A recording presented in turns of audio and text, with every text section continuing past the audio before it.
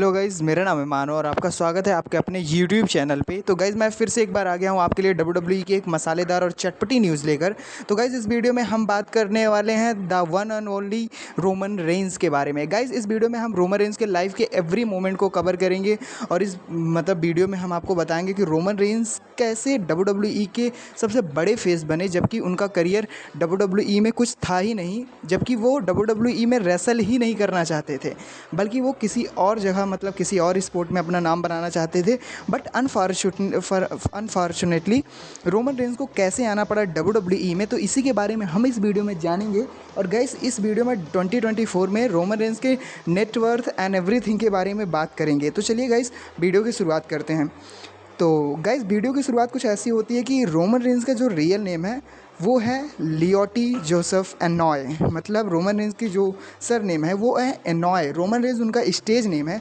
तो guys Roman Reigns का career कुछ ऐसा शुरू होता है कि रोमन रेंस की फैमिली में बहुत सारे लोग रेसलिंग में थे, और रोमन रेंस के भी बहुत सारे लोग थे जो कहते थे कि आगे चल के ये भी रेसलिंग में जाएंगे।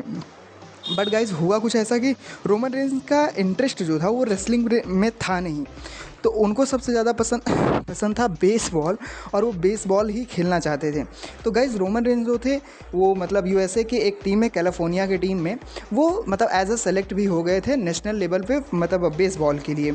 और उन्होंने कई साल तक 2010 के पास तक उन्होंने बेसबॉल में भी खेला था। लेकिन जहाँ तक की बात की जाए रोमन रेंस की, तो वो अधिकतर मैचेस उसमें हार गए थे। बहुत कम ही मैचेस थे जो रोमन रेंस 1-2 जीते थे। उतना बड़ा रोमन रेंस ने अपना नाम नहीं बना पाए थे बेसबॉल में। उसके बाद रोमन रेंस की लाइफ में टर्निंग पॉइंट तब आया जब उनको लुकीमिया हो गया, जिसकी वजह से उनको WWE के बेसबॉल उनको छोड़ना पड़ गया था। उसके बाद रोमन रेंस जो थे वो ल्यूकीमिया की वजह से कई साल ऑफ चले थे। उसके बाद 1 साल तक लगभग ऑफ चले थे। फिर उसके बाद 2011 के एंड में उनको रेसलिंग का, क्योंकि उनके पास कोई और टैलेंट था नहीं उतना, तो वो रेसलिंग में ही अपना करियर आजमाना चाहते थे।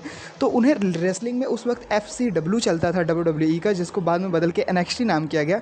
FCW में रोमन रेंस आए थे।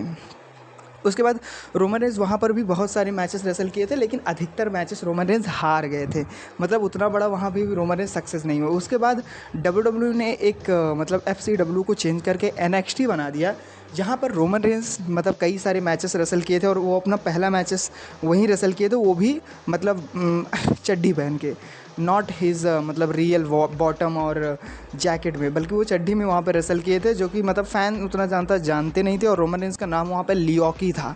बाद में रोमन रेंस ने अपना स्टेज नेम रोमन रेंस रखा था। बाकी इसके पीछे की एक लंबी स्टोरी है, इसके ऊपर एक अलग सी वीडियो बननी चाहिए। बाकी हम इस पर फोकस करेंगे रोमन रेंस के मेन पॉइंट्स के बारे में। तो गाइज उसके बाद हुआ फिर WWE धीरे धीरे रोमन रेंस NXT में मैचेस रेसल करने लगे रोमन रेंस स्टेज नेम से। फिर उसके बाद WWE एक टीम फॉर्म कर रही थी, जिसको मेन रोस्टर में ला के रॉय स्मैकडाउन में उसको तहलका मचाना था। इसीलिए वो 10 सील टीम बना रहे थे, जहाँ पर रोमन रेंस को dean Ambrose and Seth Rollins के साथ एक टीम में फॉर्म किया गया, और उस टीम का नाम रखा गया 10 सील्ड। लेकिन इसके पीछे की एक बहुत ही इंटरेस्टिंग स्टोरी है कि रोमन रेंस सील्ड के पावर हाउस के रूप में होने ही वाले नहीं थे। कि सील्ड टीम में रोमन रेंस होने ही वाले नहीं थे, बल्कि सील्ड में रोमन रेंस की जगह होने वाले थे बिग ई, जिन्हें हमने न्यू डे में देखा था। कितने कमाल के उन्होंने मैचेस रेसल किए, कितने कमाल के सुपर स्टार्स हैं वो। लेकिन उसके बाद रोमन कुछ अंडर में हुआ, अपना पॉलिटिक्स होता रहता है, तो रोमन रेंस को वो चीज़ रिप्लेस हुई, और रोमन रेंस को वो बिगी की जगह मिल गया, और रोमन रेंस बन गए सील्ड के पावर हाउस। उसके बाद सील्ड ने WWE में बहुत सारे मैचेस रेसल किया, बहुत सारी चीज़ें उन्होंने फाइट की, जैसा कि हम सब ने देखा था कि सील्ड का मैच अंडरटेकर के साथ हुआ था, CM Punk, Brock Lesnar, Rock, John Cena, Batista, Authority, बहुत बड़े बड़े सुपरस्टार्स के साथ सील्ड का मैच हुआ था, जहां पर अधिकतर मैचेस में सील्ड ने डोमिनेट किया था। बाकी जीत नहीं पाए तो वो अलग बात थी, बट डोमिनेट उन्होंने अच्छा खासा किया था। और WWE में सील्ड नाम से सारी टीमें कांपती थी, और सील्ड नाम से सारे सुपरस्टार्स भी डरते थे कि ये यो का हवे, ये कौन सा सुपरस्टार टीम है। और सील्ड का काम यही था कि वो पैसे लेकर लोगों को मारते थे। उसके बाद गाइज रोमन रेंस की लाइफ में टर्निंग पॉइंट तब आया जब रोमन रेंस सेथ रॉलिंस ने सील्ड को तोड़ दिया। सील्ड को धोखा देकर उन्होंने रोमन रेंस और डीन एम्ब्रोज के बैक पे चेयर शॉट से अटैक किया। उसके बाद उन्होंने टीम तोड़ के वो अथॉरिटी के साथ ज्वाइन हो गए, जहाँ पर वो वर्ल्ड चैंपियन भी बने थे, और मनी इन द बैंक भी बने थे। लेकिन रोमन रेंज यहाँ पर क्या हुआ कि रोमन रेंज जब से टीम मतलब टूट गई सील्ड, तो Roman Reigns and dean Ambrose दोनों अलग अलग मतलब टीम मतलब फाइट करने लगे, रेसलिंग करने लगे। उसके बाद रोमन रेंज को यहीं से ही उनके लाइफ में पुश मिलने लगा और यहीं से ही WWE उनको एक बड़ी सुपरस्टार के तौर पे देखने लगी और WWE ने उनके ऊपर मतलब अपना सट्टा लगाया, अपना मतलब पूरी बागडोर लगाई कि कंपनी को आगे चल के रोमन रेंज को एज अ फेस बनाया जाए। तो धीरे धीरे रोमन रेंज को मतलब पुश देना शुरू किया गया और रोमन रेंज की लाइफ का पहला सिंगल मैच सबसे बड़ा जो मिला था वो मिला था रैंडी ऑर्टन के अगेंस्ट पेपर व्यू में फर्स्ट टाइम। वो भी मिला था समर स्लैम में, Roman Reigns versus Randy Orton के बीच में। मैच काफ़ी कमाल का था, बहुत ही मतलब टचिंग पॉइंट था और लेकिन वहाँ पर रोमन रेंज जीत जाते हैं क्योंकि रोमन रेंज को आगे बढ़ाना था। बाकी गाइस उसमें एक मतलब कई सारे RKO भी मिले थे लेकिन रोमन रेंज उसमें भी किक आउट कर देते हैं। मतलब बहुत कमाल का मैचेस था। वो अभी WWE की ऑफिशियल यूट्यूब चैनल पे है, आप चाहें तो उसको देख सकते हैं। बहुत ही कमाल का मैच था। वहाँ से ही रोमन रेंज की रियल जर्नी शुरू हुई जहाँ पर रोमन रेंज एक मतलब अपनी जैकेट की रेवोल्यूशन की पहली जैकेट पहन के आए थे, जो कि थोड़ा सा मतलब सेकंड रेवोल्यूशन की जैकेट थी, जो कि थोड़ा सा मतलब फॉर्म टाइप की थी। तो वो मतलब देखने में अच्छी लगती थी, मतलब उनकी स्पाइडर वाली नहीं थी, एक अलग सी वाली थी। फिर उसके बाद गाइस हुआ क्या, रोमन रेंज मतलब धीरे धीरे फाइट करते थे रॉ में, स्मैकडाउन में। फिर उसके बाद मतलब धीरे धीरे उनको पुश मिलने लगा। फिर उसके बाद वो रॉयल रंबल में एंटर करते हैं 30 नंबर पे और रॉयल रंबल जीत जाते हैं 2015 का। लेकिन रॉयल रंबल जीतने के पीछे भी एक मतलब खतरनाक स्टोरी है जो कि आपको उसमें भी जानना चाहिए। जहाँ पर मतलब लास्ट में बचते हैं रिंग में Kane, Big Show and Roman Reigns last में रिंग में बचते हैं। फिर उसके बाद रोमन रेंज जो होते हैं वो मतलब बिग शो एंड केन जो होते हैं दोनों लोग हाथ मिला लेते हैं कि रोमन रेंज को बाहर कर देंगे, फिर उसके बाद हम दोनों ही साथ रहेंगे। तो गाइस होता कुछ ऐसा है कि मतलब केन और बिग शो दोनों मिलकर रोमन रेंज को बहुत मारते हैं। उसके बाद जब रिंग के बाहर निकालने वाले होते हैं तो वहीं पर बिग शो केन को धोखा दे देते हैं कि ऐसा करता हूँ दोनों को एक साथ में ही निकाल देता हूँ तो मेरा काम आसान हो जाएगा। लेकिन होता ही कुछ उल्टा है कि केन वहाँ पर रुक जाते हैं और रोमन रेंज को हटाने की जगह वो दोनों आपस में बिग शो और केन लड़ने लगते हैं और एक दूसरे को ही बाहर करने लगते हैं। लेकिन वहाँ पर रोमन रेंज ही उनको बाहर कर देते हैं दोनों को। लेकिन यहाँ पर एक ट्विस्ट था कि रूसफ जो आए थे 15-16 नंबर पे वो बाहर ही थे रिंग में, इंजर्ड की वजह से वो अंदर नहीं आ पाए, तो इसलिए मैच ख़त्म नहीं हुआ था। लेकिन वहाँ पर बिग शो और केन का दिमाग ख़राब हो जाता है, वो दोनों फिर से एक साथ मिलकर रोमन रेंज को मारने लगते हैं एलिमिनेट करने के लिए। लेकिन गाइस वहीं पर आ जाते हैं the people champs the rock आते हैं, उनका गाना बजता है और वो आकर धोना शुरू कर देते हैं केन को एंड बिग शो को। मतलब केन को जो होते हैं वो मतलब बढ़िया सा एक ब्रॉक बॉटम भी लगाते हैं, उसके बाद बिग शो को भी मतलब पीपल्स एल्बो लगा के बाहर करते हैं, उसके बाद रोमन रेंज को गले लगाते हैं, फिर उसके बाद कहते हैं जीत कर बाहर आओ। तो फिर रूसफ आ जाते हैं, फिर रूसफ को एक रनिंग स्पेयर देकर रोमन रेंज उनको एलिमिनेट कर देते हैं। उसके बाद बन जाते हैं 2015 रॉयल रंबल विनर। उसके बाद उनको चैलेंज करना होता है रेसलमेनिया में रोमन मतलब ब्रॉक लेसनर को वर्ल्ड हैवीवेट चैंपियनशिप के लिए। लेकिन उसके पहले भी उनके लिए एक खतरा था कि उनको ये चीज़ रोड ब्लॉक में और एलिमिनेशन चैम्बर में फिक्स करना था, जहाँ पर हमें मतलब खतरनाक मैचेस देखने को मिले थे। रोमन रेंज ने अपने आप को प्रूव किया। उसके बाद हमें first time Roman Reigns and Brock Lesnar का मैच देखने को मिला था रेसलमेनिया 31 और 2 में, जहाँ पर हमें देखने को मिला रोमन रेंज की पहली आइकॉनिक जैकेट जो कि RR मतलब कि मकड़ी वाली थी, स्पाइडर वाली जैकेट थी जो कि देखने में बहुत ही कूल लगती थी। वहाँ से रोमन रेंज बिल्कुल चेंज हो चुके थे। वहाँ से रोमन रेंज ऐसा नहीं लग रहा थे कि वो लाइट मतलब नॉर्मल सुपरस्टार हैं या मतलब वेट अप सुपरस्टार हैं या मतलब सिंपल टाइप के सुपरस्टार। नहीं भाई साहब, वहाँ से वो दिखने लगे थे कि वो मतलब एक नेक्स्ट लेवल के सुपरस्टार बनने जा रहे हैं। तो वहीं से ही और मैच जो था काफ़ी खतरनाक था। ब्रॉक लेसनर को रोमन रेंज ने बहुत फाइट दी थी, मतलब दर्जनों मतलब F5 दिए थे और दर्जनों सुप्लेक्स दिए थे, उसके बावजूद रोमन रेंज की कप कर रहे थे। इसके साथ साथ ब्रॉक लेसनर को भी रोमन रेंज ने दर्जनों स्पेयर दिए थे लेकिन उन्होंने किक आउट कर दिया। मैच बहुत लंबा था लेकिन वहाँ पर मैच का मेन फ़ायदा ये उठाते हैं कि सेथ रॉलिंस होते हैं उस वक्त मनी इन द बैंक, वो आकर कैश इन कर देते हैं ब्रॉक लेसनर और रोमन रेंज के मैच में और वो रोमन रेंज को कर्ब स्टॉप देते हैं और उसके बाद पिन करके बन जाते हैं new WWE world heavyweight champion. उसके बाद ब्रॉक लेसनर और सेथ रॉलिंस की फ्यूड चलने लगती है और इधर रोमन रेंज जो होते हैं वो सिंगल सुपरस्टार के तौर पर उनकी रनिंग होती रहती है। फिर उसके बाद हमें मैच मतलब Roman Reigns versus Seth Rollins का मैच देखने को मिलता है रॉ में, जहाँ पे बेईमानी करते हैं, वर्ल्ड हैवीवेट चैंपियनशिप का रहता है तो अथॉरिटी जो होती है वो बेईमानी कर देती हैं जिसकी वजह से रोमन रेंज हार जाते हैं उस मैच में। उसके बाद सेथ रॉलिंस को हो जाती है इंजरी। फिर होता है एक टूर्नामेंट जहाँ पर वर्ल्ड हैवीवेट चैंपियनशिप का मतलब सेगमेंट होता है कि मतलब मैचेस फिक्स हैं, जो जीतेगा लास्ट में जो पहुंचेगा टूर्नामेंट में फाइनल मैच जीतेगा वही बन जाएगा। लेकिन गाइस इसके पहले क्या होता है कि अथॉरिटी के जो ट्रिपल एच होते हैं वो रोमन रेंज को अपने पाले में लेना चाहते हैं और रोमन रेंस को कहते हैं कि मुझसे हाथ मिला लो, मैं तुमको वर्ल्ड चैम्पियन ऐसे ही दे दूंगा, तुमको वर्ल्ड चैम्पियन बना दूंगा, क्योंकि सारी पावर मेरे हाथ में है। लेकिन रोमन रेंस ने मतलब उनकी जो बातें थी मुझे और फैंस को बहुत ज़्यादा पसंद, क्योंकि उस वक्त रोमन ने कहा था I can't take that, I earn it, मतलब कि मैं इसे लेना नहीं चाहता फ्री में, बल्कि मैं इसे कमाना चाहता हूँ। उसके बाद रोमन रेंस मतलब अलग सिंगर था, और उसके बाद वो जीतते गए लगातार मैच, और उसके बाद रोमन रेंस बनते हैं सर्वाइवर सीरीज 2015 में न्यू WWE वर्ल्ड चैम्पियन, और वो भी किसको हरा के, अपने भाई डीन एम्ब्रोज को हरा कर।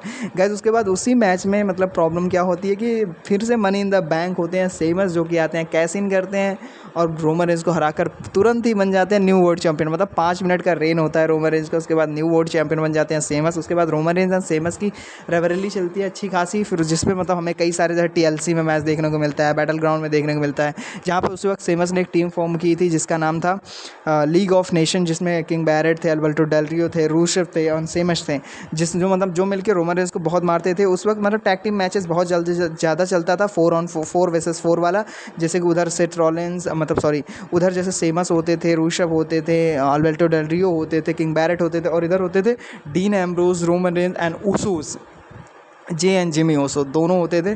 और मतलब अच्छी खासी हमें फाइट दे, और मतलब लगभग रॉ स्मैकडाउन में मतलब फिक्स ही होता था भाई कि इनके बीच में तो मैच होना ही होना है, और रोमन रेंस मेन इवेंट बन चुके थे।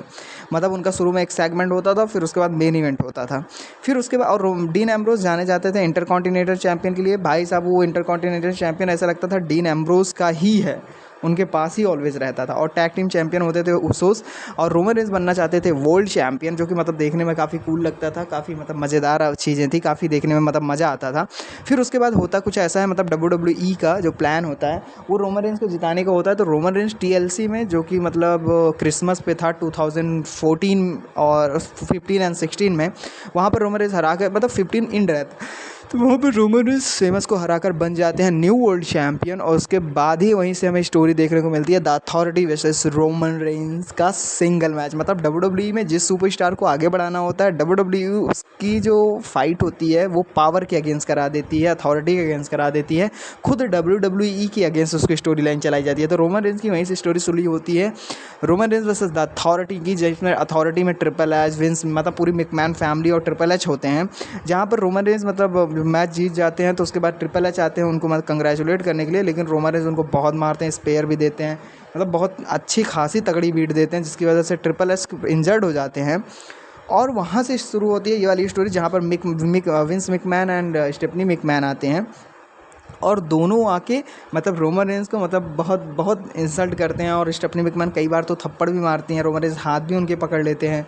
और एक बार मैच होता है रॉक एपिसोड में, जहाँ पर सेमस वर्सेस रोमन रेंस के बीच में वर्ल्ड हेवीवेट चैंपियनशिप का मैच रहता है, और वहाँ पर स्पेशल गेस्ट रेफरी होते हैं विंस मैकमैन, जो कि बहुत बेईमानी करते हैं मैच मतलब काफ़ी कूल सा था, मैंने लाइव देखा था, बहुत ही मज़ा आया था। आप चाहिए देखना चाहते हैं तो आप देख सकते हैं। बाकी मतलब उसमें विंस मैकमैन इतनी चीटिंग करते हैं, इतनी चीटिंग मतलब किसी हद की, मतलब कि ऐसा मन करता है कि बंदे को गाली दे दो भाई साहब, इतना ज़्यादा इरिटेट कर रहा था। लेकिन लास्ट में होता है रोमन रेंस उनको भी सुपरमैन पंच देकर बाहर निकाल देते हैं, उसके बाद नया रेफरी आता है, सेमस को स्पेयर देकर पिन कर लेते हैं और अपना चैंपियनशिप बेल्ट रिटेन कर लेते हैं। लेकिन उसके बाद विंस मैकमैन और स्टेफनी मैकमैन एक षड्यंत्र रचती हैं रोमन रेंस के अगेंस्ट, कि ऐसा करते हैं कि रोमन रेंस का जो मैच है वो हम कराएंगे रॉयल रंबल में, और रॉयल रंबल में 30% के अगेंस्ट हम उस चीज़ को वर्ल्ड हेवीवेट चैंपियन को डिफेंड कराएंगे। जहाँ पर हमें मतलब विंस मैकमैन डिफेंड करवाते हैं रोमन रेंस का, और रोमन रेंस नंबर 1 पे होते हैं जो एंटर करते हैं WWE में, मतलब रॉयल रंबल के मैच में वहाँ पर करते हैं। और सेकंड और फोर्थ नंबर पे आते हैं AJ स्टाइल, जो फर्स्ट टाइम WWE में एंटर किए थे 2016 में। मुझे याद है, मैं मतलब AJ स्टाइल को जानता नहीं था, AJ स्टाइल कौन है, मैं मतलब मानस मतलब मेरा छोटा भाई जो है वो जानता था कि अरे मतलब AJ स्टाइल बहुत खतरनाक सुपरस्टार है, बहुत अच्छा है, लेकिन मैं कभी नाम भी नहीं सुना था AJ स्टाइल का। लेकिन वो मुझे लगा ऐसा छोटा मोटा सुपरस्टार है, रोमन रेंस तो मार्क निकाल ही देगा, क्योंकि मैं रोमन रेंस का फ़ैन था कि रोमन रेंस जीते।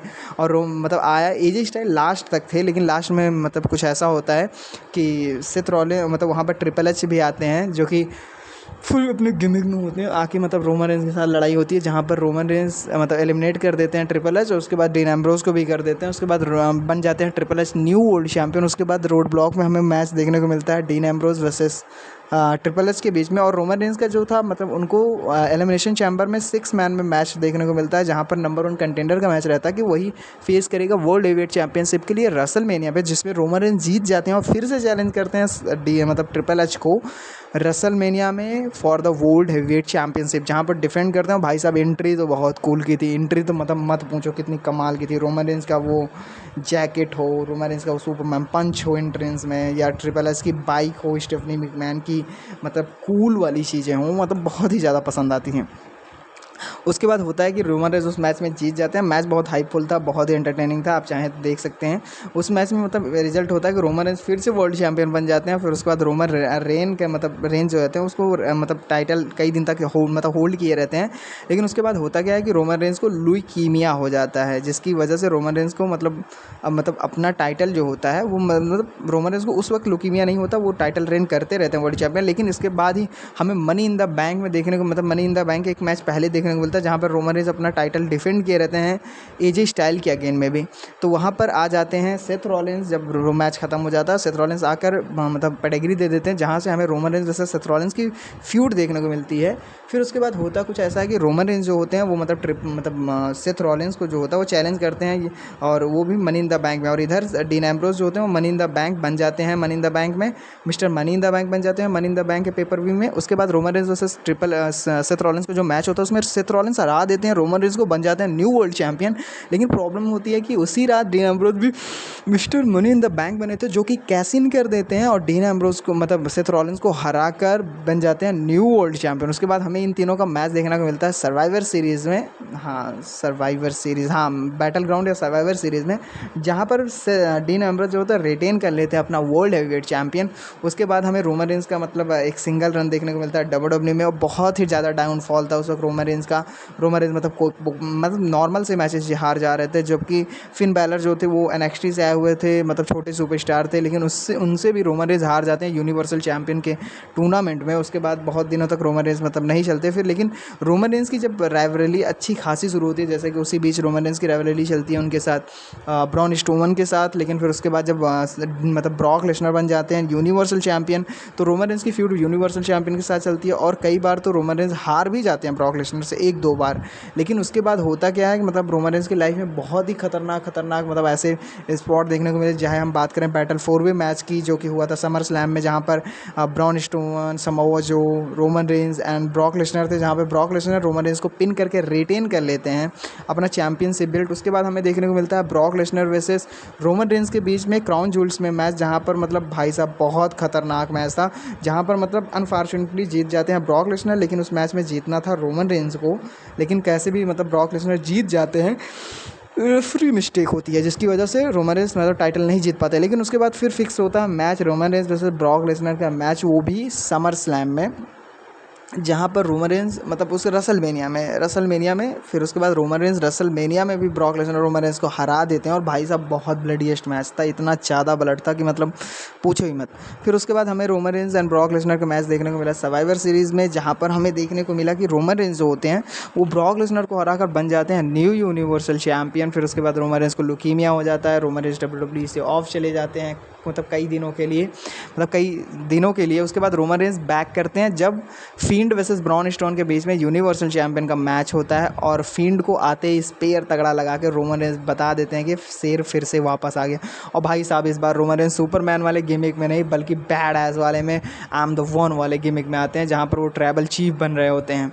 उसके बाद फिर रोमन रेंस का हमें ट्राइबल चीफ वाला गिमिक देखने को मिलता है, जिसमें हमें बहुत सारे खतरनाक मैचेस, चाहे रेसलमेनिया की बात करिए या पेपर व्यूज़ की बात करिए, किसी की भी बात करिए, जहाँ पर हमें रोमन रेंस एंड मतलब Roman Reigns, Brock Lesnar, Seth Rollins, Drew McIntyre, AJ Style, Cody Rhodes, बहुत बड़े बड़े मैच देखने को मिलते हैं। उसी बीच में हमें जॉन सीना के साथ भी, अंडरटेकर के साथ भी मतलब बहुत खतरनाक रोमन रेंस के मैच देखने को। और रोमन रेंस ने अपनी टीम भी फॉर्म की थी द ब्लड लाइन।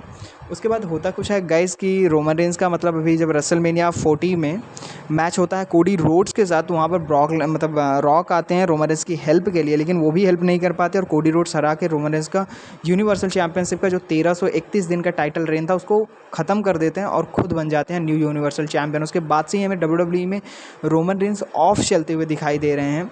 लेकिन गाइस रोमन रेंस जब जो भी हो, फैंस इतनी ज़्यादा हाइप रहती है, वो चाहते हैं कि रोमन रेंस आएँ और रोमन रेंस मतलब WWE में लोगों बहुत पसंद करते हैं, और ख़ास करके इंडिया में रोमन रेंस के बहुत बड़ी फ़ैन बेस है। रोमन रेंस को पसंद करने वाले लोग बहुत ज़्यादा हैं, जो कि रोमन रेंस पे मतलब अपनी जान छिड़कते हैं, रोमन रेंस को बहुत ज़्यादा पसंद करते हैं। गाइज़ अगर मतलब रोमन रेंस की, ये तो प्रोफेशनल की बात थी, रोमन रेंस की बात करें तो रोमन रेंस की वाइफ जो हैं वो भी मतलब काफ़ी मिलियना ब्रेकर हैं, जो कि मतलब बहुत ही मतलब एक हाउस वाइफ ही हैं वो, मतलब ज़्यादा एक्टिव नहीं रहती, बल्कि रोमन रेंस के साथ बहुत सारे स्टेज पे शेयर करती हैं। उनकी